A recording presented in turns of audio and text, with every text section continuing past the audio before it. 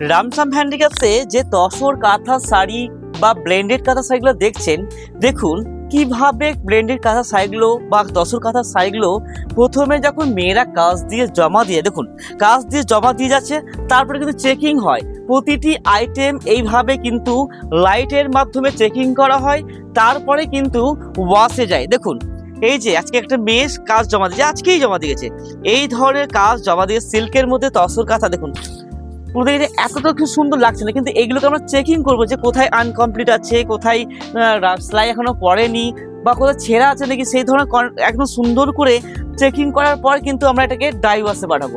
Die wash করার পর আমাদের কিন্তু বারকোড হয়ে আমাদের কিন্তু আমাদের শোরুমে যায়। তা রামসাম হ্যান্ডিক্রাফটসের এই যে নিজস্ব প্রোডাকশন, তার জন্যই কিন্তু রামসাম হ্যান্ডিক্রাফটসে এত কম দামে দিতে পারে এবং সস্তায় দিয়ে কিন্তু আজকে কিন্তু বিশাল একটা জায়গা করে নিয়েছে যে হোলসেল মার্কেটে। এবং যারা এখান থেকে মাল নিয়েছেন তারাও কিন্তু 2 টাকা করতে পারছেন, নিজস্ব রামসাম হ্যান্ডিক্রাফটসের প্রোডাকশন আছে বলেই।